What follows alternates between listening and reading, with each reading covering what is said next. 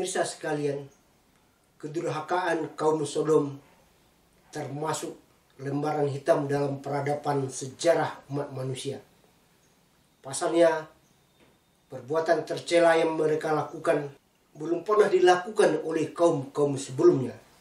Sekelas binatang pun tidak melakukan perbuatan sekeji itu.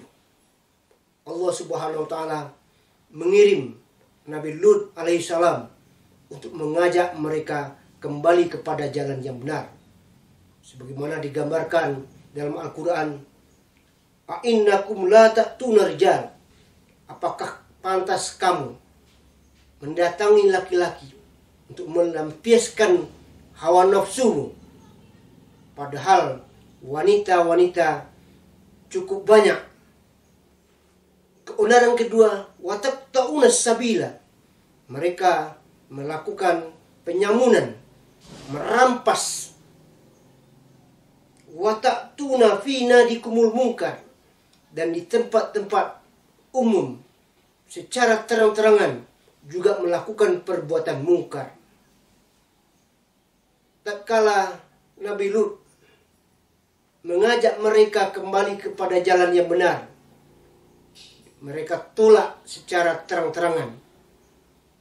Bahkan Nabi Lut sudah mengingatkan, kalau tidak berhenti dari perbuatan ini, Allah akan mendatangkan azabnya.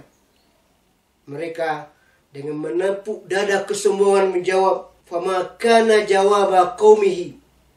Mereka menjawab, "Illa an qalu tina." Datangkanlah kepada kami bi azabillah. Azab Allah itu, pinta buliah, kandak berlaku. Puncak dari kemaksiatan yang mereka lakukan adalah ketika Nabi Lut alaihissalam menerima tamu 3 orang pemuda tampan yang sebenarnya adalah malaikat yang dikirim oleh Allah untuk mengiringkan azab itu. Kedatangan tamu ini diberitakan oleh istrinya yang berkhianat kepada Lut, kepada penduduk, bahwa di rumahnya sedang ada 3 tamu yang tampan. Mereka datang ke rumah Lut dan meminta Lut menyerahkan ke-3 orang pemuda itu. Nabi Lut menolak permintaan mereka, bahkan menawarkan memberikan putrinya untuk dinikahi secara sah. Lagi-lagi mereka tidak menghiraukan tawaran Nabi Lut itu. Akhirnya Allah Subhanahu wa Ta'ala membutakan matanya, menggelapkan pemandangannya. Kemudian 3 malaikat itu memerintahkan kepada Lut untuk meninggalkan negeri itu. Dan pada waktu subuh datang mengirimkan azabnya berupa gempa yang amat dahsyat. Kemudian turun hujan batu dari langit dan negeri itu diangkat lalu dibalikan oleh Allah Subhanahu wa Ta'ala sehingga mereka mati berantakan. Pemirsa sekalian, inilah yang mengkhawatirkan kita dewasa ini, termasuk di negeri yang kita cintai ini. Bendera LGBT baru saja dikibarkan di salah satu kedutaan besar negara lain di Jakarta. Bahkan mereka mendapat panggung, difasilitasi di media-media sosial.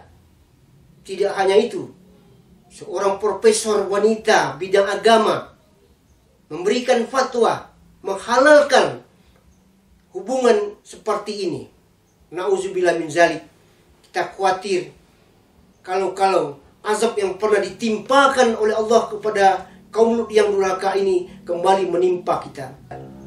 Mari kita berdoa dan berusaha agar perbuatan yang mengundang datangnya azab Allah ini tidak semakin bermerajalela. Billahi taufiq wal hidayah. Assalamualaikum warahmatullahi wabarakatuh.